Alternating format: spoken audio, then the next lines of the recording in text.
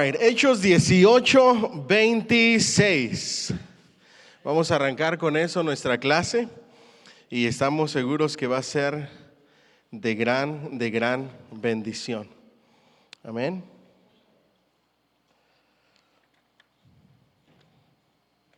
All right. ¿Se acuerdan que les dije que había que traer la Biblia de papel? Porque esa no falla. Se me dañó mi teléfono y no está queriendo abrir la Biblia. ¿Me presta la de papel, mi hermano? Por favor. Esa sí no falla. Ay. Fíjense que le dije a mi esposa, me voy a poner a moler la hoja y voy a limpiar todo por si llega a nevar, salir a jugar con mis niñas. Y siempre agarro, me pongo el teléfono en la bolsa, me pongo mis audífonos y empiezo a cortar el pasto. De repente dejé de escuchar la música y empezaron a botar vidrios. Y no sabía qué era y se cortó la música y era el teléfono, lo hice shred completito. Así es que hoy no pude ir en la mañana por un nuevo teléfono porque tenemos la reunión y apenas fui. Y ahorita que estoy tratando de abrir la Biblia, pues no funciona ya, imagínense. Pero esta sí no falla, ¿ok? Y por eso es que me falló, ¿ok? Hechos 18, ¿qué les dije? 26, dice así: para honrar al Padre, al Hijo y al Espíritu Santo. Comenzó a predicar con valentía en la sinagoga. ¿Qué comenzó a hacer? Predicar ¿con qué? Con valentía en la sinagoga. Y cuando Priscila y Aquila le oyeron, le tomaron aparte y le expusieron con mayor exactitud el camino de Dios. Como él quería viajar a Acaya, los hermanos le animaron y escribieron a los discípulos que le recibieran. Cuando llegó allá, fue de gran provecho a los que mediante la gracia habían ¿qué?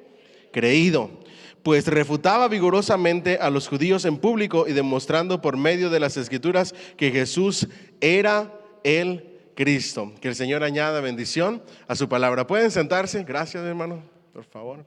Denle un fuerte aplauso al Señor. Eso. All right. Bueno, no sé si ya tienen su libro. El libro de estudio es La Evangelización, ¿ok? Por J.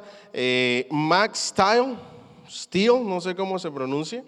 Y este es el libro, lo pueden ordenar en Amazon si no lo han ordenado.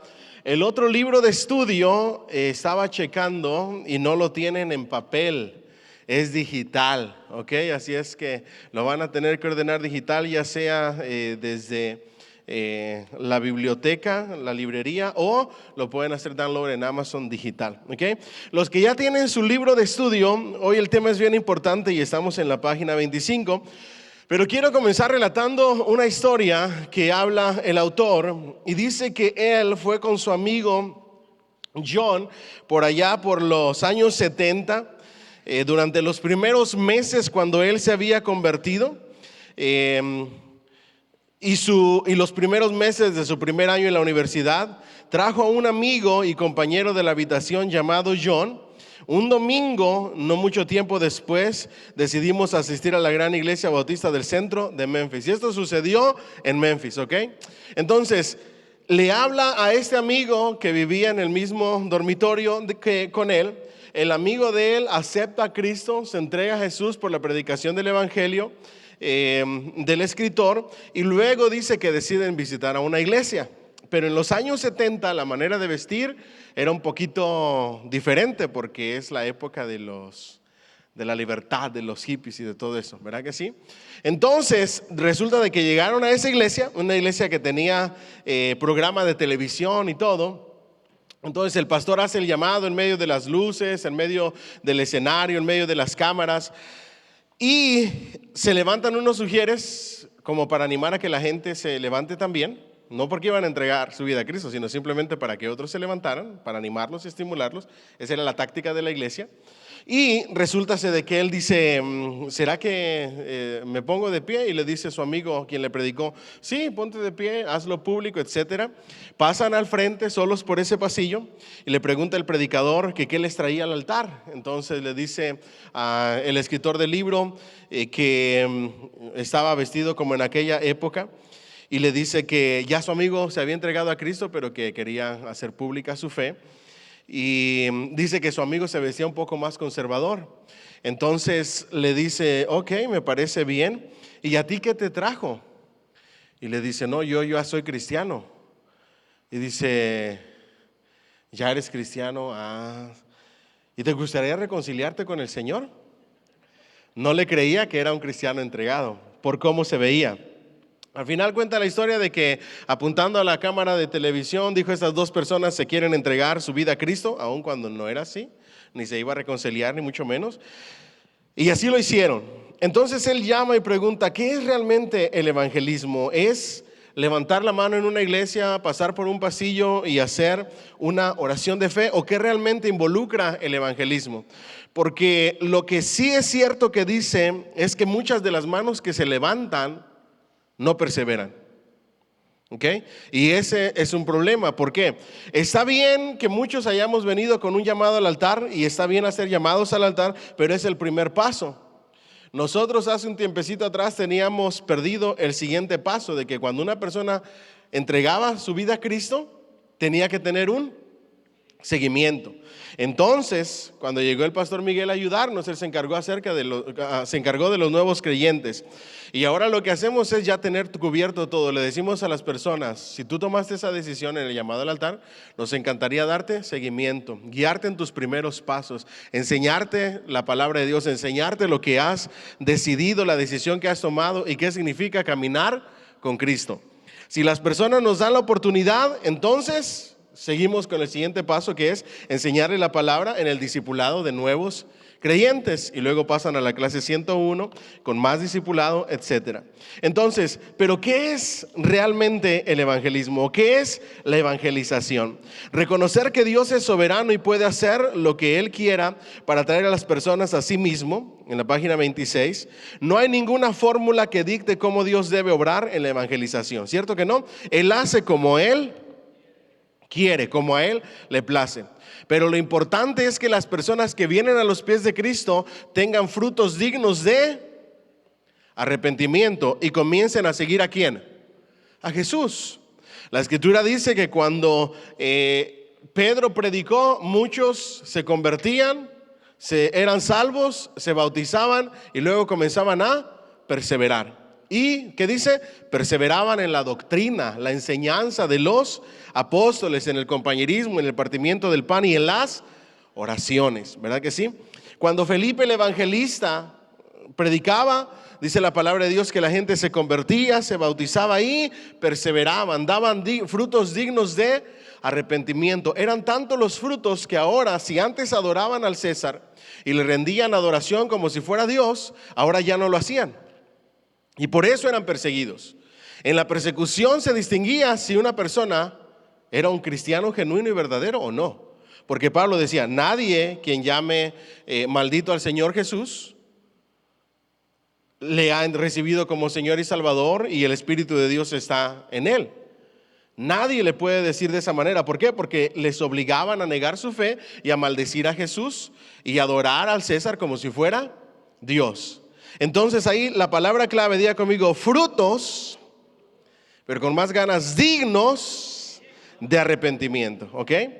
Ahora, y aunque podemos estar en desacuerdo con las prácticas evangelísticas de individuos, ministerios o iglesias, también debemos reconocer que cuando las personas desarrollan un buen corazón, compromisos con la evangelización, Dios puede producir fruto verdadero. Dios en su misericordia usa como a Él le place, pero aún así no debemos de quedarnos evangelizando de la manera equivocada como siempre. Dice, me quedo con la gente que practica la evangelización de la mejor manera que puede sobre aquellos que renuncian a evangelizar hasta que tengan la manera perfecta de hacerlo. Es mejor tener gente que evangeliza bien o mal a su manera, aunque le falte conocimiento, pero que tienen ese deseo de evangelizar, a personas que simplemente dicen, yo no evangelizo porque no estoy preparado, o hasta que yo me sienta lo suficientemente preparado. Es mejor ir, evangelizar y luego prepararse en el camino que detenerse en la evangelización hasta decir, hasta que yo me sienta preparado. ¿Por qué? Porque el Señor Jesús dice que Él veía a las personas no creyentes, a las personas sin Él, sin Cristo, como ovejas que caminaban ¿hacia dónde? Al matadero. Es cuestión de la eternidad. Es cuestión del paraíso o del infierno. Y si nosotros no hablamos, la gente sigue yendo al infierno sin escuchar el mensaje de salvación. Se trata de la vida eterna. ¿Me siguen hasta aquí? Y ahí es donde entra el pasaje. ¿Recuerdas cómo Priscila y Aquila gentilmente instruyeron a Apolos en sus esfuerzos evangelísticos? Evangelización lleva a cabo la evangelización a veces se lleva a cabo por motivos egoístas, y aún en medio de eso Dios respalda su palabra y la palabra de Dios hace su efecto aun cuando las motivaciones no son las correctas, ¿ok? Y eso es muy importante reconocerlo. Ahora, dice el autor, no creo que las invitaciones al altar sean rotundamente erróneas. Sin embargo, cuando pienso en mi experiencia en Memphis, es fácil ver cómo los métodos de aquellos días eran conducidos mayormente por un deseo de resultados inmediatos. Y ese es el problema que tenemos que evitar. Digan bien fuerte, por favor, resultados inmediatos. Y a veces ese es el error que cometemos, que queremos que en la primera, segunda conversación ya la gente venga a los pies de Cristo, y no se trata de eso. Se trata de enseñar la palabra de Dios, y luego el Espíritu Santo a su tiempo les va a tocar para que ellos vengan a los pies de Cristo. ¿Vamos bien? Pero en el deseo de que se hagan visibles los resultados inmediatos, se cometen esos errores, ¿verdad? Había demasiado énfasis en una decisión y en caminar por un pasillo, demasiada preocupación por la audiencia televisiva y muy poca preocupación por la situación verdadera de mi alma y de mi pecado. Entonces él dice, en esa iglesia a la que fuimos, les importaba nada más los resultados inmediatos, que la gente en televisión viera que había manos levantadas, que había gente caminando por el pasillo, pero no se preocupaban realmente por su situación de su alma y su pecado. ¿Ok? Es decir, debe de haber, vuelvo y repito, frutos dignos de arrepentimiento. Muchas personas han respondido a llamados al altar por décadas, pero por cada uno que respondieron, habiendo sido genuinamente convertidos, han habido muchos más que meramente pasaron al frente de un edificio de iglesia por otro tipo de compulsión, no por la de venir a los pies de Cristo para ser salvos de verdad. Es decir, hay muchas personas que levantan la mano, toman esa decisión, pero no saben ni lo que hicieron, no tienen seguimiento, no vuelven a ir a una iglesia, no vuelven a pisar otra iglesia. Simplemente tomaron esa decisión y volvieron atrás. Ahora yo les hago una pregunta, ¿esas personas realmente fueron salvas por levantar la mano en un culto? No. Y ahorita vamos a ver dónde radica el verdadero evangelismo o la verdadera evangelización.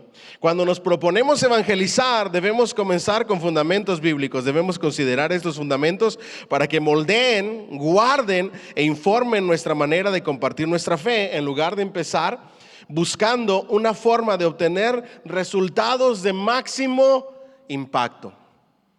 Es necesario ver qué dice la Biblia sobre la evangelización y cómo vivían después las personas que aceptaban a Jesús en lugar de buscar resultados inmediatos.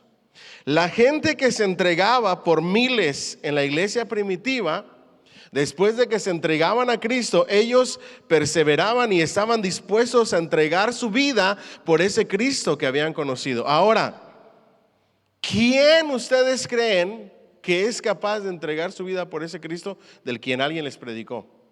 ¿Qué tuvo que haber habido en sus vidas que la Biblia simplemente menciona como que perseveraban en la doctrina?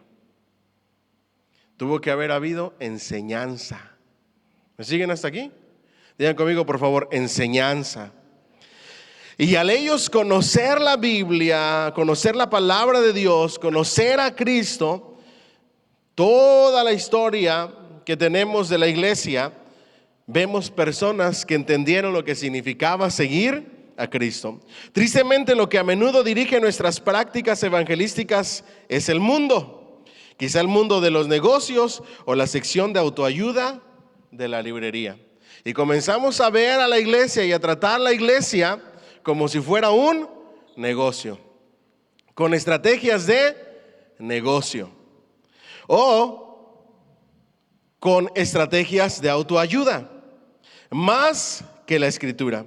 Satanás juega con nuestro deseo de obtener resultados, ofreciendo un ministerio televisivo más grande o un beneficio financiero. Ahora, ¿cuál es? Y que Dios nos ayude a que nuestro corazón esté en el lugar correcto. Si nosotros como pastores, o yo como pastor y los pastores asociados de nuestra iglesia, les animamos y les decimos, prediquen la palabra, evangelicen. ¿Saben qué dicen algunas personas? ¿Que por qué hacen eso los pastores? Porque a cada persona le ven un signo de pesos. Y ven un número y un beneficio económico. Y ven resultados de que la iglesia se vea más grande.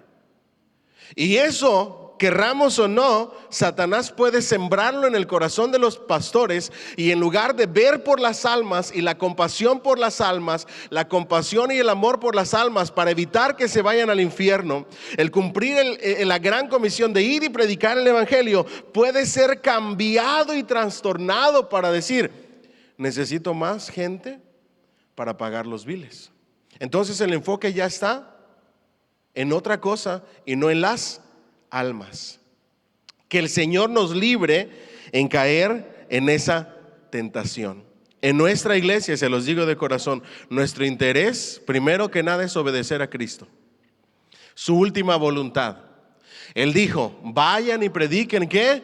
El evangelio. Enséñeles que guarden todas estas cosas que les he mandado, y he aquí, yo estoy con vosotros todos los días hasta el fin del mundo. Cuando ustedes van, predican, evangelizan, yo voy a estar con ustedes, es su promesa.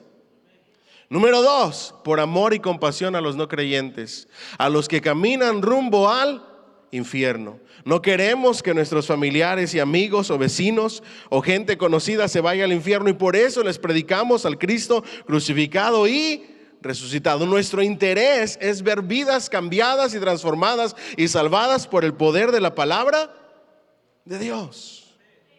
Así es que cuando vengan y les digan, no, todo eso es pura mentira, nada más lo que quieren son números, es que la iglesia se vea llena, es que lo que le interesa es que cada persona que llega tiene un signo de pesos, pudiera ser real en algunas otras congregaciones y en algunos otros pastores, no lo vamos a negar, y por eso manipulan, por eso predican cualquier otra cosa que no sea la palabra con tal de mantener a la gente contenta, pero no es el caso de nuestra iglesia. ¿Me siguen hasta aquí?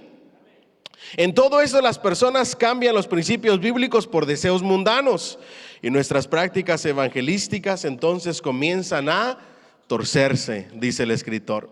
Página 28. Pablo se regocijaba cuando el evangelio era predicado, y a veces aún cuando las intenciones o las motivaciones no eran las correctas. Pero aquí viene le puse un wow en la página 28 porque me dejaron pensando estas preguntas. ¿Están listos para escucharlas? Dice que este pastor de Memphis, dice, ¿pensaba el pastor verdaderamente que la parte más importante de la reunión era la invitación más que la palabra de Dios correctamente predicada? ¿Qué creen ustedes? ¿Qué es más importante, un llamado al altar o que la palabra de Dios se predique correctamente? Que la palabra de Dios se predique correctamente, porque la palabra de Dios es la que va a producir el efecto, el cambio, la transformación en la vida. No es simplemente un llamado al altar, es la predicación, la exposición a la palabra de Dios. ¿Dónde vemos en la Biblia a personas levantando sus manos para pedir a Jesús que entre en sus corazones? La Biblia no lo menciona. Simplemente dice que los que creían eran ¿qué? Bautizados. No dice que levantaban o no las manos, puede que sí, pero de alguna u otra manera se hacía. Yo no sé si decían a la derecha los que creen, los que quieren creer a Jesús, y a la izquierda los que no, no sé. Lo único que sí dice es que creían, y al momento de creer sucedía algo. La gente cambiaba, la gente era transformada, la gente se bautizaba y comenzaban a seguir a Jesús. Ahora pregunta, por eso estas preguntas están súper interesantes. ¿Y cuándo caminar por un pasillo reemplazó el bautismo? Eso es importantísimo, porque el proceso bíblico de todo el libro de Hechos, cada que se predicaba el evangelio era que aquellos que oían el evangelio, creían, eran ¿qué? bautizados. Y vemos muchas personas levantando la mano, caminando por un pasillo y nunca llegan a bautizarse. Esa no es la verdadera evangelización. La verdadera evangelización se transforma o se hace visible cuando hay cambio, transformación y deseo de seguir a Cristo. ¿Me siguen hasta aquí? Y luego todavía se pone más interesante, ¿ok? Luego dice, en una iglesia no era manipulación tener ujieres preparados para levantarse de sus asientos mostrando una aparente respuesta a esa invitación. ¿Qué creen ustedes? Seguro que sí era una manipulación. Los ujieres ya estaban preparados para que cuando el pastor hiciera el llamado se levantaran como para aceptar a Cristo, pero todos eran cristianos. Era nada más para que otras personas se sintieran animadas a levantarse. O es la misma táctica que cuando saben que eres nuevo porque levantaste la mano de primera visita y el pastor pregunta de manera intencional y con manipulación, ¿quiénes todavía no han entregado su vida a Cristo? Y levantan la mano. Entonces llegan los sugieres y empiezan a decirles, ¿te gustaría entregar tu vida a Cristo? ¿Quieres entregarte a Jesús? Yo te acompaño, vamos a pasar al frente. Pero la gente pasa al frente porque se siente forzada, no porque el Espíritu Santo le tocó. Y como pasó porque se sentía, ¿cómo les dije? Forzada. Es que tengo otra cosa en la mente, va a la mente más adelante. Entonces la gente pasa. Y eso era lo que tenía en la mente, por eso se me fue la palabra. Recuerdo de una iglesia que celebró bautizos. Y mientras estaban en los bautizos, llegaron familiares a acompañar a sus familiares que se estaban bautizando. Personas no creyentes y les decían, ¿te quieres bautizar tú también? Ándale. Y los empujaban a que se bautizaran. No les habían predicado el evangelio, no les habían dado una clase de bautismo, no sabían lo que significaba el bautismo, ni qué era lo que estaban haciendo. Simplemente los metían al agua, porque ya estaban ahí y hay que animarlos. Y mientras más metamos al agua, más resultados se ven. No queremos que se vean resultados visibles en número, queremos que se vean resultados visibles en vidas transformadas que perseveran. Esa es la clave del evangelismo, amén. Dáselo más fuerte al Señor. All right. Entonces, ¿acaso el uso de términos no bíblicos como dedicar nuevamente tu vida a Jesús no falla en explicar la verdad? ¿Tenía el pastor el propósito de mentir públicamente cuando dijo que John y yo habíamos entregado nuestras vidas a Jesús, aun cuando ellos les habían dicho, no, ya lo entregamos, yo ya lo entregué, no, ni siquiera me voy a reconciliar, ni mucho menos, o a rededicar, aunque no lo habíamos hecho? ¿O estaba tan ciego por sus lentes culturales que había ignorado a los dos hermanos en Cristo que tenía enfrente? Éramos solamente un objeto para mostrarle al mundo la efectividad de sus esfuerzos evangelísticos. Y el Señor nos va a pedir cuentas si nosotros en algún momento en el ministerio llegamos a ver a las personas como objetos y no como ministros o siervos y siervas de Dios. ¿Me siguen hasta aquí? En nuestra iglesia nadie debería de sentirse usado, porque en nuestra iglesia no usamos a nadie. Le enseñamos la palabra de Dios. Dios quiere que cuando tú vienes a sus pies le sigas, le sirvas, que seas un obrero en su viña, y les enseñamos los principios bíblicos, pero no como objetos para explotarles y sacarles algún beneficio. Porque el beneficio que busca nuestra iglesia no es un beneficio terrenal, sino un beneficio ¿qué? Eterno. Se trata de vidas cambiadas y transformadas por el poder del evangelio. Porque todos podríamos dedicarnos a otra cosa, ¿cierto o no es cierto? Donde podemos ver muchísimos más resultados. Pero Dios nos encargó que cuando venimos a sus pies, esto que hemos recibido por gracia debemos de compartirlo con otros. Y ver cómo las personas vienen a sus pies y son salvadas. Esa es la responsabilidad de la iglesia.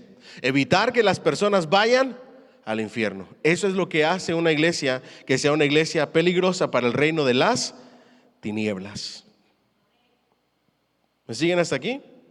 Entonces, una definición de la evangelización, página 29. La evangelización es enseñar el evangelio con el objetivo de persuadir. Es decir, página 30. La evangelización es enseñar, ya conmigo, enseñar. Y se me hizo bien interesante que el libro habla de 4 cosas que debe de llevar la evangelización. Y la primera es enseñar. ¿Qué es enseñar? Anunciar, proclamar, predicar el evangelio, el mensaje de Dios. La segunda entonces es evangelio. El evangelio es el mensaje de Dios que nos lleva a la salvación. Entonces la evangelización, diga conmigo, es enseñar el evangelio. ¿Ok? Con el objetivo es la esperanza, el deseo, la meta de persuadir, convencer o convertir. El objetivo de evitar que la gente se vaya al infierno y persuadir, convencer a las personas para que puedan convertirse a Cristo. Ahora, ¿las personas se convierten a una religión o a Cristo? No a una religión, porque la gente le tiene temor. Si te llegas a cambiar de religión, te olvidas que tienes mamá, que tienes papá, que tienes familia. Para nosotros estás muerto, porque nos han dicho no te cambies de religión. Y uno puede decirle a la gente, yo no estoy intentando cambiarte de religión, solamente quiero enseñarte el evangelio de Cristo que está en tu propia Biblia. La Biblia que por tradición te hace llamar cristiano, pero nunca has leído, nunca has abierto, ni a misa vas, pero te hace llamar cristiano, ¿verdad? Observa que la definición no requiere una respuesta externa inmediata. Caminar por un pasillo, levantar una mano o incluso hacer una oración son acciones que no pueden sugerir que la evangelización ha tenido lugar. Tales acciones no son evangelización. Puede ser el comienzo de la evangelización, pero si ahí se queda, no es evangelización. Si cualquiera de los 4 componentes falta, es probable que estemos haciendo algo diferente a la evangelización. Tengan cuidado con llamar, y esto me pareció en la página 31 algo, wow. Vivimos en una época donde todo el mundo se hace llamar cristiano. Hoy en la conferencia de nuestros hermanos americanos, decía un pastor morenito, Dios no te llamó a la izquierda o a la derecha, a ser elefante o burrito, te llamó a predicar a Cristo. A decirle a todos por igual, no importa el color que sean, el lenguaje que hablen, que Cristo es la salvación, en Cristo está la salvación. Pero hoy todo el mundo se llama cristiano, a lo que nosotros en nuestra iglesia le llamamos cristianos de rótulos. En el libro dice esto y me pareció bien interesante: tengan cuidado con llamar a las personas cristianas sin ver primero evidencia de que verdaderamente son seguidores convertidos. Diga conmigo, seguidores convertidos, más evidencia convertidos, igual a cristiano. No podemos llamar a alguien cristiano si no hay evidencia de que verdaderamente son seguidores convertidos. Un cristiano es un seguidor de Cristo, con sus luchas, con sus pruebas, pero seguidor de Cristo, no solamente de nombre o de rótulo. Y luego empieza a decir en qué momento las sublimes estrofas de los coros fueron reemplazadas por los espectáculos de luces vacíos sin palabra. No tiene nada de malo que haya decoración de luces en el stage y todo lo que nosotros tenemos. El problema llega cuando esas cosas reemplazan la esencia de la palabra. Cuando las canciones que se cantan están centradas en nosotros en lugar de estar centradas en Dios. Miren, el viernes, mañana, primero Dios, les voy a dar un entrenamiento. Ojalá que no vayan a ver este video. A los muchachos de la alabanza. En una parte del entrenamiento es que el ministro de alabanza o cantante tiene que conocer la teología y la historia de la canción. Y los voy a sorprender mañana con una canción que han cantado aquí, para ver si saben su historia o dónde se ubica y de qué trata. Al final, para que no vaya a salir alguien que vea el mensaje hoy y diga, ya sé cuál es, les voy a decir qué canción, ¿ok? Me recuerdan, ¿ok? Pero con eso los voy a sorprender para ver si saben la teología, el background, la historia, en dónde está esa canción. Porque lo que se canta debe de ser palabra. Cuando oramos debemos de orar, ¿qué? Palabra de Dios, ¿verdad que sí? Escrito está. Y luego dice, ¿en qué momento una iglesia se convierte en un lugar para entretener a la gente en lugar de para adorar a Jesús? Cuando el culto de la iglesia es solamente entretenimiento y no es adoración real y verdadera y genuina, estamos en problemas. Jesús atraía a la gente, pero nunca les entretenía. Al contrario, les hablaba y a veces decían, palabras duras son las que Él habla. Una enorme diferencia que se ha perdido en la iglesia moderna, donde ya solamente se busca entretener y que la gente esté bien. Donde los pastores están en búsqueda de los famosos para que los diezmos suban a una manera extraordinaria. Y esa es su estrategia. Por ejemplo, la iglesia Hillsong, ustedes saben que por ahí le dio. Todas sus iglesias plantadas eran lugares estratégicos donde había gente famosa para poder influenciar a gente famosa y entonces de esa gente famosa recibir las donaciones.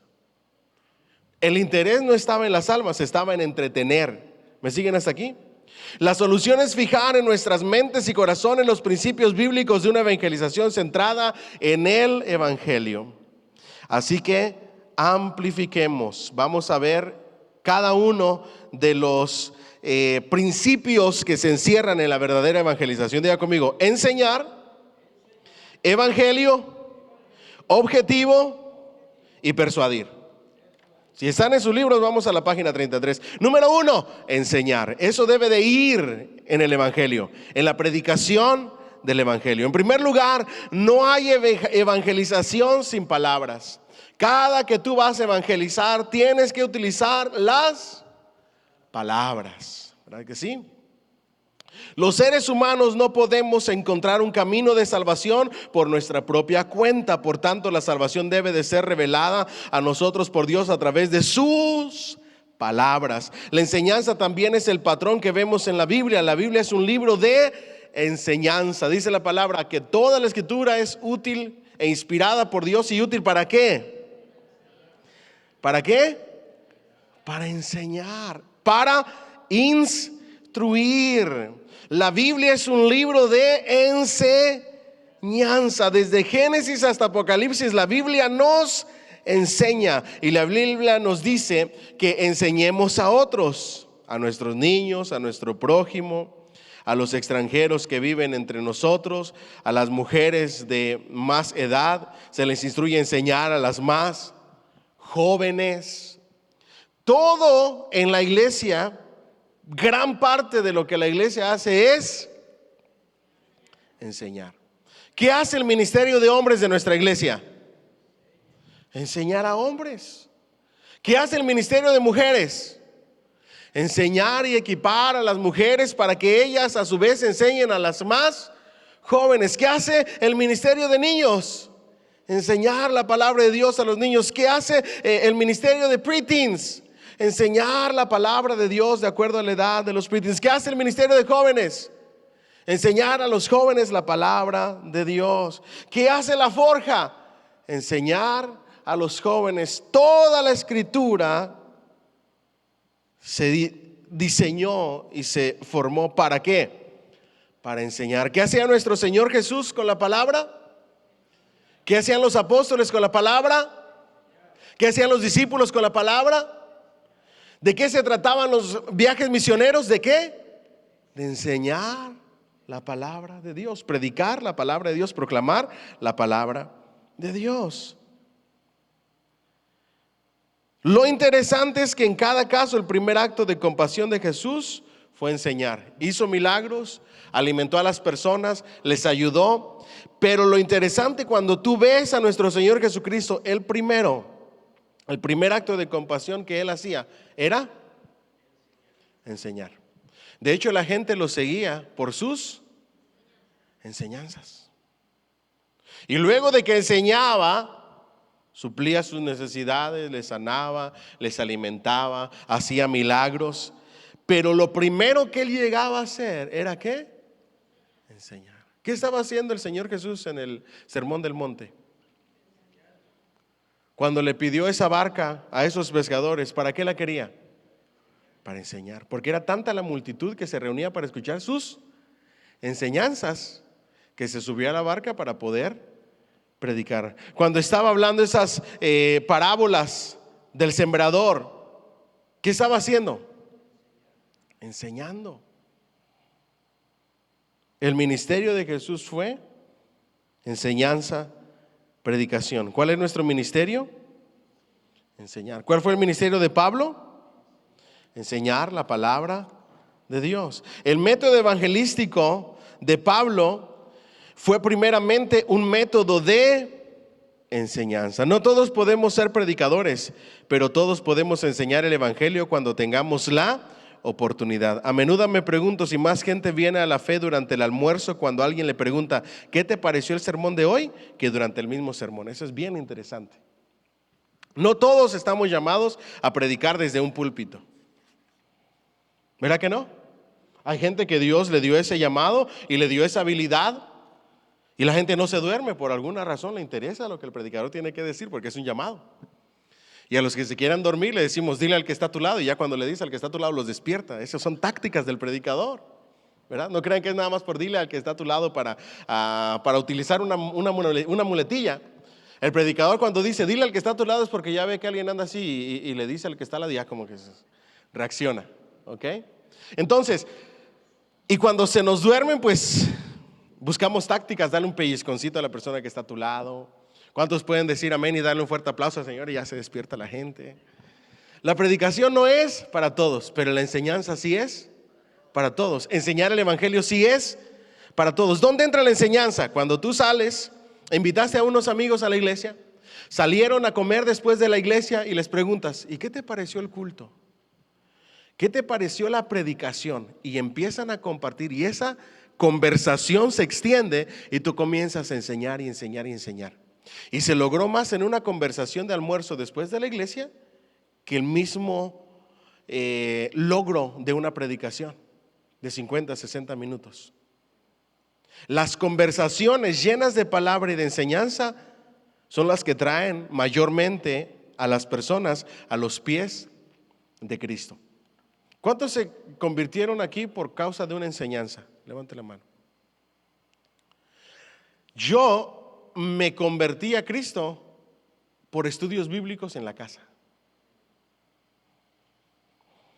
Y usted no tiene que esperar a que el pastor le diga, ¿por qué no tienes un estudio bíblico en la casa? Tú puedes tener un estudio bíblico con tus amistades en tu casa con el fin de enseñarles y que vengan a los pies de Cristo, sin informarle a nadie. Lo único que tienes que hacer es decirle, pastor, necesito material porque voy a evangelizar. Invitas a una comidita y no tiene que ser formal, hey, vamos a un estudio bíblico. No, simplemente invitas un cafecito y empiezan a hablar de cualquier cosa.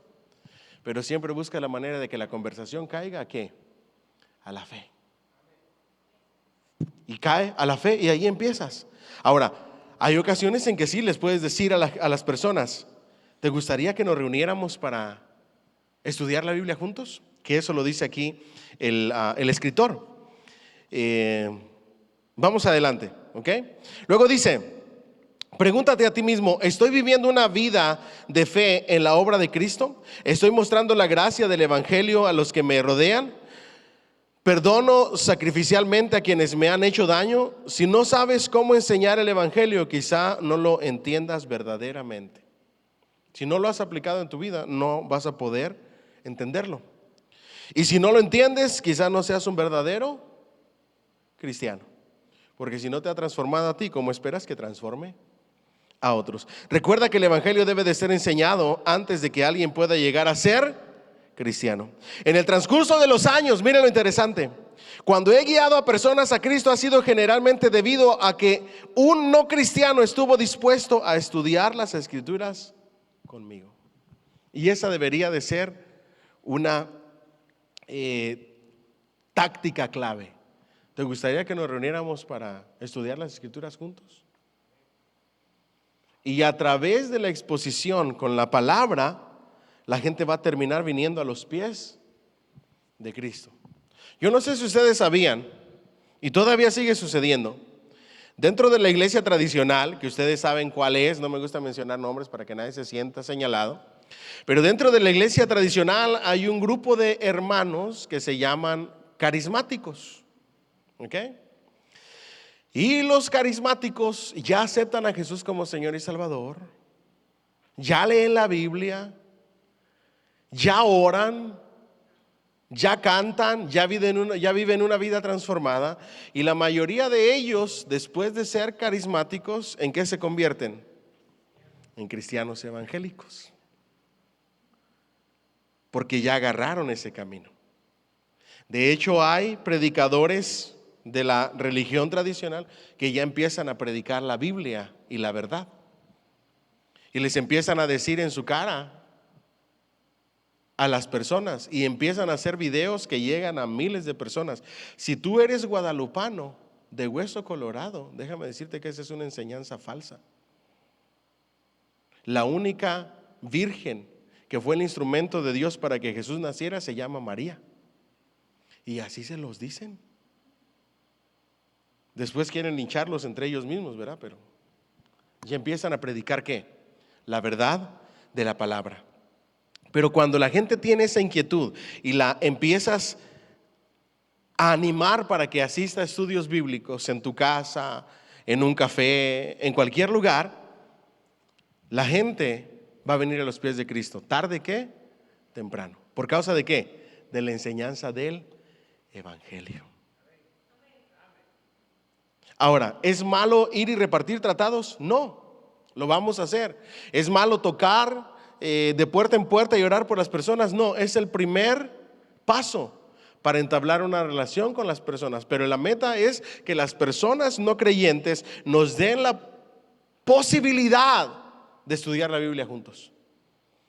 Porque cuando les enseñamos la palabra, van a venir a los pies de Cristo. ¿Cómo se convirtieron las familias hoy en día? Empezó con uno que se convirtió, y luego ese uno, ¿qué hizo? Enseñó, hablaba, conversación tras conversación, y empezó a convertirse uno, y luego otro, y luego otro, y luego de ser los más de hueso colorado, de ahí hasta pastores salieron, porque uno empezó, pero no empezó repartiendo tratados con su familia. ¿Empezó qué? Enseñando, conversando, hablando de verdades profundas de la palabra de Dios, de interés en la vida eterna. Hay un castigo eterno del cual el Señor vino a salvarnos, y yo no quiero que tú vayas para ese lugar. No solamente fue un tratado. Por eso les digo que el evangelismo que más da fruto es el evangelismo relacional, cuando tú empiezas una relación con una persona. Y es tanto el amor y el interés y la compasión por esa persona que tú haces lo que sea necesario, incluso perder su amistad, si es necesario, con tal de predicarle la palabra de Dios. Porque va a haber personas que te dicen: si tú me vuelves a hablar otra vez de ese Jesús, olvídate de nuestra amistad.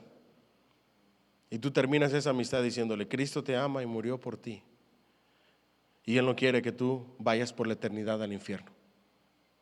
Pero ¿qué hacen muchas personas cristianas con sus propias familias? No, es que yo no hablo con mi familia ni de política, ni de religión, ni de fe, porque eso trae problemas entre la familia. Entonces que se vayan al infierno. Qué fácil, ¿verdad? Que se vayan al infierno sin ningún problema. Prefiero estar bien con ellos en lugar de enseñarles la palabra para que ellos sepan el camino, la verdad y la vida para evitar el castigo eterno. Porque aunque padre y madre me dejaren, con todo y esto Jehová me recogerá. Es que yo no quiero hacer sentir incómoda a mi familia o a mis amigos hablándoles de Jesús. Ese es tu llamado, hacerlos sentir incómodos. Es que ya no me van a querer juntar, pues que no te junten, pero ya sembraste esa semilla. El día de mañana, cuando vengan a los pies de Cristo, van a buscarte a ti. A mí me ha pasado. Yo predicaba en México en la secundaria, y hoy tengo amigos que me llaman y me dicen: se me quedó bien grabado en las conversaciones que teníamos, y hoy ya vine a los pies de Cristo. Y hoy me doy cuenta de las cosas que me decían eran verdad. No tienes que temer a perder familiares o amigos. Tienes que tener temor de no querer perder familiar o un amigo o un conocido y permitir que su alma se vaya al infierno por tu silencio. Así es que esa excusa de que en la casa o en la familia no se habla ni de religión ni de política, déjale la política si quieres, pero no quite la religión o la fe. Sigue hablando de Cristo, a tiempo y afuera de tiempo. No importa que se enojen, como quiera, si eres buena persona, un buen familiar, bien a todo dar, como debe de ser un cristiano, a ratito se contentan. Porque nadie se va a apartar de una buena persona simplemente porque habla acerca de Jesús y de su fe. No sé si me estoy explicando. Eso es la enseñanza. ¿Cuál es entonces el primer principio? Enseñanza. All right. Número 2, digan conmigo, evangelio. Hay dos errores que podemos cometer cuando hablamos del evangelio, página 35. Podemos hacerlo demasiado pequeño o demasiado grande. El mismo evangelio, si no tenemos cuidado. Ambos errores giran en torno a malos entendidos acerca de las implicaciones del evangelio. El evangelio reducido o hecho pequeño, ¿de qué se trata? Hacemos el evangelio demasiado pequeño al pensar que este solamente nos salva, como si se tratara de un seguro contra inundaciones, sin comprender las implicaciones que tiene para toda nuestra vida. El evangelio light, el evangelio simple, el evangelio reducido, el evangelio minimizado es: Dios quiere salvarte del infierno y punto, sin importar qué conlleva el evangelio. Porque la escritura dice que el evangelio conlleva negarse a sí mismo cada día, tomar su cruz y seguir a Cristo. Es vivir y caminar bajo el señorío de Cristo. No es ofrecerle a la gente solamente la salvación y la vida eterna y ya está. Vive como quieras. No, es enseñarle lo que implica seguir a Cristo. Ese es el verdadero evangelio. ¿Qué implicaciones tiene para tu vida? Cuando se habla el verdadero evangelio, le decimos a la gente que Cristo se va a convertir en nuestra guía para cómo vivir los aspectos como el amor, la reconciliación, el perdón, la fe, la humildad, el arrepentimiento, entre muchas otras cosas. Eso es lo que conlleva el evangelio. Ahora, el evangelio, le dice aquí el escritor, el evangelio hinchado, el evangelio hecho más grande de lo que se debe. Hay unos que dicen vida eterna, salvación, no importa nada de lo demás. Y hay otros que dicen salvación, vida eterna, solamente por causa de las buenas obras. Y ese ya es peor, porque entonces te dicen que la salvación depende de tus buenas obras. Y si no haces buenas obras, no eres salvo. Y una salvación se convierte en una salvación por las obras. Y eso también es un error. Y te dicen, si no observas los sacramentos, si no observas y haces como está escrito, si no guardas la ley, entonces no puedes ser salvos, aun cuando la palabra de Dios dice que el evangelio es por gracia y no por obras. ¿En dónde encontramos el modelo bíblico? ¿Se recuerdan en qué libro encontramos el modelo bíblico de la verdadera salvación? En Santiago, ¿verdad? Dice: muéstrame tu fe con tus buenas obras, porque las dos van de la mano. No puedes decirme que eres salvo y que tienes fe sin las buenas obras. Pero también las buenas obras, dice Pablo, no salvan a nadie. Las dos cosas van de la mano. La salvación tiene como fruto consecuente las buenas obras, la transformación de la vida. Las buenas obras no salvan a nadie, pero son la evidencia de la salvación. Y si no hay evidencia de salvación o fruto, quiere decir que no la ha habido nunca. ¿Vamos bien hasta ahí? Ahora vamos a una buena definición del evangelio. El evangelio es el gozoso mensaje de Dios que nos lleva a la salvación. Diga conmigo, el mensaje de Dios que nos lleva a la salvación. Amén. Entonces ya vimos, número 1, ¿cuál fue el principio número 1 de la verdadera evangelización? Enseñar. ¿Dónde se lleva la mejor evangelización? Estudiando la Biblia junto con alguien. Los estudios bíblicos en las escuelas, los grupos de muchachos que se reúnen para estudiar la Biblia, los programas de mentoría en las iglesias, Los discipulados y reuniones donde puedes invitar amigos para estudiar la Biblia juntos. Solo las mujeres estudiando la Biblia, solo los hombres estudiando la Biblia, solo los jóvenes estudiando la Biblia, los niños estudiando la Biblia, los matrimonios estudiando la Biblia. Ahí puedes invitar a una persona y decirle: hey, vamos a aprender qué dice la Biblia acerca de esto o de aquello. La enseñanza. Y luego, ¿cuál es el número 2 que vimos? El evangelio, que debe de ser un evangelio bíblico. ¿Cuál es el evangelio bíblico? Salvación por gracia.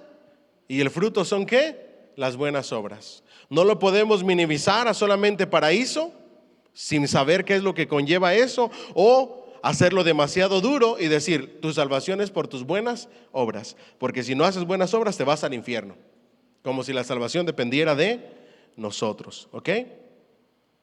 Y vamos a ir ahora. El mensaje del evangelio responde a 4 grandes preguntas, ¿ok? Ese es el verdadero evangelio. ¿Quién es Dios? ¿Cuál es la primera pregunta? ¿Quién es Dios? Segunda pregunta: ¿por qué estamos en una situación tan desastrosa? ¿Sí ven cómo empieza en Dios? ¿Quién es Dios? ¿Me pueden decir quién es Dios? Lo hemos repetido desde que iniciamos este curso, que ahí comienza el evangelio. ¿Quién es Dios? Santo Padre bendito, Dios de la gloria, ayúdanos, Señor. El creador. Y Dios tiene ciertos atributos, que es santo, justo, omnipotente, omnipresente, omnisciente. Él nos creó, Él nos formó, Él es Dios. Pero en su santidad nosotros le fallamos a Él y pecamos en contra de Él. ¿Por qué estamos en esta situación tan desastrosa? Porque el hombre, ¿qué? Pecó. ¿Qué hizo Cristo? Murió para limpiarnos de ese pecado, etcétera. ¿Y cómo podemos volver a Dios? ¿A través de quién? De Cristo, porque hay un solo Dios y un solo mediador entre Dios y los hombres. ¿Quién es? Jesucristo, hombre. Si ustedes anotan esas preguntas en su Biblia, cuando vayan a predicar el evangelio, simplemente contestan esas preguntas: ¿quién es Dios? ¿Por qué estamos en esta situación tan desastrosa? ¿Y por qué la vida es como está? ¿Y cómo la vivimos de esta manera? ¿Por qué es tanto sufrimiento? Por causa del pecado. ¿Okay? Y ahí te vas por Romanos. ¿Qué hizo Cristo para resolver ese problema del pecado? ¿Cómo podemos volvernos a Dios? En este mundo no hay preguntas más importantes que responder que estas, y las respuestas se resumen en el siguiente esquema: Dios, el hombre, Cristo y la respuesta. Dios es nuestro creador. Él es amoroso, santo y justo. Un día ejecutará perfecta justicia contra todo pecado. Las personas fueron hechas a la imagen de Dios. Somos criatura maravillosa y asombrosa, con dignidad, honor y valor. Pero por nuestra voluntaria rebelión contra Dios hemos pasado de ser hijos a ser sus enemigos. ¿De dónde sacamos eso de que somos enemigos de Dios? Dígame el versículo, a ver, ayúdenme. ¿Acaso no sabéis que el que se hace amigo del mundo se convierte en enemigo de quién? De Dios. Está en la Biblia. Todos estos principios que estamos viendo en este libro están en la Biblia. Ustedes pueden anotar eso cuando en sus Biblias, las respuestas, y luego Dios es nuestro creador. Luego pueden poner: las personas fueron hechas a la imagen de Dios, pero nos convertimos en enemigos de Dios. Sin embargo, todos los seres humanos tienen la capacidad de estar en una relación restaurada con el Dios vivo. Ahí la clave es relación restaurada. Cristo es el Hijo de Dios, y su vida sin pecado le dio la capacidad de convertirse en el sacrificio perfecto. Hablamos del sacrificio de Jesús. Con su muerte en la cruz rescató a las personas pecadoras. La muerte de Cristo pagó por el pecado de todos aquellos que vienen a Él con fe. La resurrección de Cristo de entre los muertos es la reivindicación definitiva de la veracidad de estas declaraciones. Por último, la respuesta que Dios requiere de nosotros es que reconozcamos nuestro pecado, nos arrepintamos y creamos en Cristo.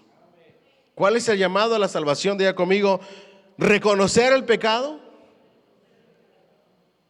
arrepentirnos. ¿Qué es arrepentirse? Dar media vuelta ¿Y creer en quién? En Cristo. ¿Vamos bien hasta ahí? Ese es el verdadero evangelio. Entonces ya llevamos, ¿qué? Diga conmigo, enseñanza. ¿Enseñanza de qué? Del evangelio, contestando a esas simples preguntas de quién es Dios, ¿verdad? ¿Qué hizo el ser humano? ¿Quién es la respuesta? ¿Cómo puedo entregar mi vida a Cristo? Etcétera. Número 3, diga conmigo, objetivo. ¿Cuál es el objetivo de enseñar el evangelio? La salvación de las almas. Nuestro objetivo proviene de entender que todas las personas a las que les hablamos se dirigen a uno de estos dos finales: la vida eterna o el castigo eterno. Página 39. Cuando tú salgas y veas a tu suegra, no cristiana, tú la tienes que ver con dos letreros: camino al paraíso o camino al infierno. Cuando vayas a la casa de tu tío, tú lo tienes que ver con dos letreros en su frente. ¿Hacia dónde se dirige? ¿Camino hacia el paraíso o hacia el infierno? Cuando tú vayas a la casa de tu hermano o de tu hermana, tú lo tienes que ver con dos letreros en su frente. Y vas a distinguir cuál camino lleva: el camino al infierno o a la salvación y la vida eterna. Cuando ves a tu propia mamá o a tu propio papá, tú tienes que distinguir hacia dónde se dirige: al castigo eterno, que es el infierno, o al paraíso. Digan conmigo, ay Señor. ¿Es verdad o no es verdad? Es verdad.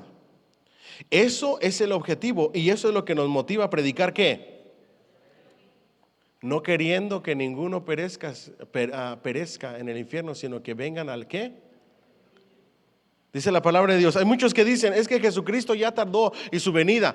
Dice Pedro, no es que Jesucristo esté tardando, es que no queriendo que ninguno perezca, sino que vengan al arrepentimiento. Está dando oportunidad y esperanza. Tener un objetivo también nos recuerda que la gente necesita más que recibir una transferencia de datos, necesita salvación. A medida que exponemos los hechos del evangelio, recordar el objetivo de la evangelización nos ayuda a ser compasivos y comprensivos y amorosos. Diga conmigo, compasivos, comprensivo y amoroso. ¿Cómo debes de tratar a una persona que tú sabes que su camino se dirige al infierno? Comprensivo, compasivo y ¿cómo más? Y amoroso. No la vas a condenar y a mandar al infierno de un solo. Tienes que decirles que yo te amo y me preocupas. Y yo sé por la palabra de Dios, porque hay una advertencia, que si no venimos a los pies de Cristo, la paga del pecado es la muerte. Y luego les lees la Biblia. Mas a los que le recibieron, a los que creen en su nombre, les dio potestad de ser hechos ¿qué? Hijos de Dios. El que cree en Cristo, ¿qué dice? Tiene la vida. Pero ya el otro no se los queremos decir y tenemos que decírselos. ¿Qué sigue el versículo? Pero el que no cree, la ira de Dios está sobre él.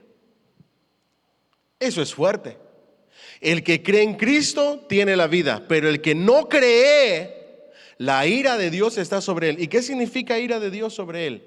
Que su camino va caminando hacia el infierno. Y mientras hay vida, hay esperanza. ¿Me dicen amén? Tenemos la Biblia para enseñarla, solamente hay que leerle, la gente solita la va a ver en las páginas de la Biblia. Juan 14:6, ¿qué dice? No, hombre, vamos a tener que darles una lista de versículos de evangelismo. Yo soy el camino, la verdad y la vida, y nadie viene al Padre sino por mí. ¿Me siguen hasta aquí? Nadie viene al Padre sino por mí. ¿Vamos bien hasta ahí? Ok. El objetivo, nuestro objetivo nos ayuda a recordar que hay mucho en juego. Diga conmigo, hay mucho en juego. Es salvación o perdición eterna. Eso es lo que está en juego. Por eso es tan importante el evangelismo. Ver gente pasar de las tinieblas a la luz, de la esclavitud del pecado a la libertad en Cristo. Tener ese objetivo de mayor dimensión nos ayuda a saber qué lucha escoger y cuál evitar. Deberíamos ir, le pregunta en un programa de radio, una hermana, ¿debería de ir al bautismo católico de el niño, del bebé de mi hermana? Es que esto, y se enoja la señora. Y él le dice y le contesta, deberías ir y ser de apoyo con amor, porque anhelas hablar a tu hermana acerca de la única forma mediante la que puede ser salva, y también de paso para hablar a tu sobrino. No debes de alejarte de las personas no creyentes, no cristianas. Debes de acercarte. No apruebas, no practicas, y ahí viene lo que yo les digo. A veces nosotros nos escandalizamos, es que fue a una fiesta no cristiana. Es que ahí está el trabajo. Tú puedes ir a una fiesta no cristiana mientras no andes haciendo lo que andan haciendo ellos. Pero en una fiesta no cristiana tú puedes sentarte de mesa en mesa y hablar de Cristo. Y no hacer nada de lo que ellos están haciendo, pero aprovechando toda la bendita fiesta para andar de mesa en mesa hablando de Cristo. Ya si otro hermano te juzga, no les hagas caso. Porque Jesucristo lo criticaban, ¿por qué? Porque comía y se juntaba ¿con quiénes? Con pecadores. Y él mismo lo dijo, los sanos no tienen necesidad de médicos, sino ¿quiénes? Pero si tú te relacionas con puro sano, puro hermano, ¿a quién le vas a predicar? No hay ni un enfermo en tu familia, puros cristianos. ¿A quién le vas a predicar? ¿Me siguen aquí? Los sanos no tienen necesidad de médicos, sino ¿quiénes? Los enfermos. Entonces, no practiques lo que ellos practican, pero sé de testimonio y habla de Cristo. Esa es la clave. ¿Ok? ¿Me los dicen cuál fue el primer principio? Enseñar. El segundo, evangelio. El tercero, objetivo. ¿Ok? Y el último y cuarto, diga conmigo, persuadir. Y noten lo que dice el escritor, persuadir, no manipular. Porque no queremos manipular a nadie, queremos persuadirlos. Nuestra meta es muy específica, persuadir a otros que se conviertan para que lleguen a ser seguidores de Cristo. Pablo dice que persuadimos a otros para que sigan a Jesús. Esto está en 2 de Corintios 5:11. Nosotros persuadimos, pero no manipulamos. Persuadimos, pero no somos los que causamos el arrepentimiento o la conversión. ¿Quién produce el arrepentimiento y la conversión? La palabra de Dios a través del Espíritu Santo. La verdadera conversión es obra ¿de quién? Del Espíritu Santo. Por eso dice que oremos al Señor para que dé ¿qué? Convicción o convencimiento de pecado, juicio y... ¿Vamos bien? Nadie nace cristiano. Que todos los cristianos, todo el verdadero cristiano se ha convertido. Nadie nació cristiano. A mí cuando me preguntan, ¿desde cuándo eres cristiano? Siempre respondo, me convertí a tal edad, me entregué a Cristo, pero cuando yo nací mis papás ya eran cristianos, porque hay muchos que les gusta decir, yo nací en cuna cristiana, como si hubiera cunas cristianas, o como si se naciera cristiano. Nadie nace cristiano.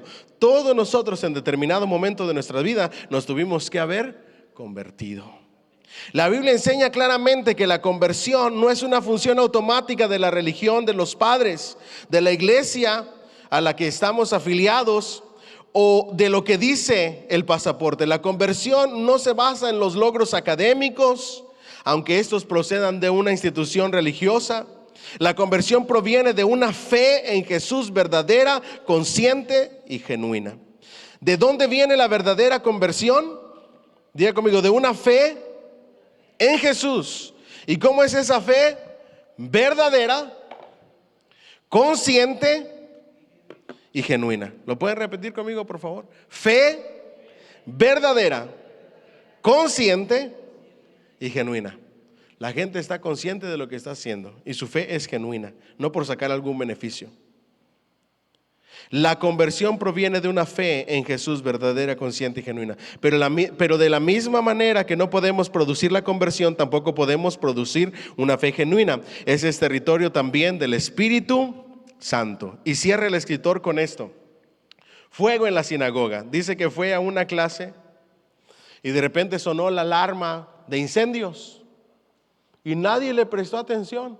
Nadie se paró. Empezaron a meditar para ellos mismos diciendo, a lo mejor no es cierto. La moraleja de esa situación es la siguiente. Si esta fuese una parábola de la verdadera conversión, solamente hubo un converso en la sala, solo un verdadero creyente. El resto nos quedamos atrapados en nuestra racionalización. Solamente una persona, cuando empezó a sonar la alarma de incendios, se levantó y se salió. Que ese es el protocolo y eso es lo que se debe de hacer. Creyó en la alarma de incendios, se levantó y se salió. Todos los demás se quedaron pensando y racionalizando. ¿Será que sí? ¿Será que es nada más una prueba? Pero si fuera una moraleja, hay una alarma, hay un castigo eterno, hay una vida eterna en el infierno y hay una salida. La salida es Cristo. Entonces él dice, tal vez algunos pensaron que sí había un incendio, pero no lo creyeron lo suficiente como para salir del lugar. En un sentido bíblico, no estamos persuadidos a menos que nos arrepintamos, pongamos nuestra fe genuina en Jesús y caminemos con Él. ¿Qué es la verdadera persuasión o la verdadera conversión? Diga conmigo, arrepentirnos, fe genuina en Jesús y caminar con Él. Nosotros podemos decir que alguien fue evangelizado si camina con Jesús. ¿Me siguen hasta aquí?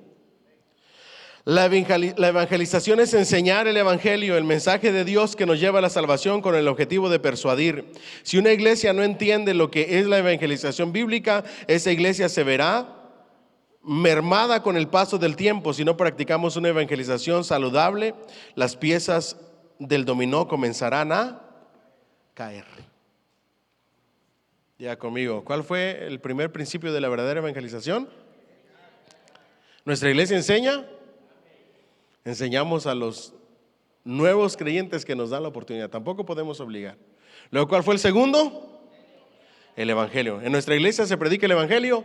Siempre que tenemos la oportunidad, lo predicamos. ¿Ok? Número 3, ¿cuál fue? Objetivo. Ser conscientes de que solamente hay dos caminos. Una vida eterna con Cristo o el infierno. Hay una alarma, un incendio. Y el número 4, persuadir. Solamente podemos guiar a las personas, pero la conversión y la fe viene a través de la obra del Espíritu Santo y su palabra. Nosotros no hacemos esa obra, solamente tenemos que orar. Amén. ¿Quieren que les diga qué canción? Uy, vamos allá. A las preguntas y les digo qué canción.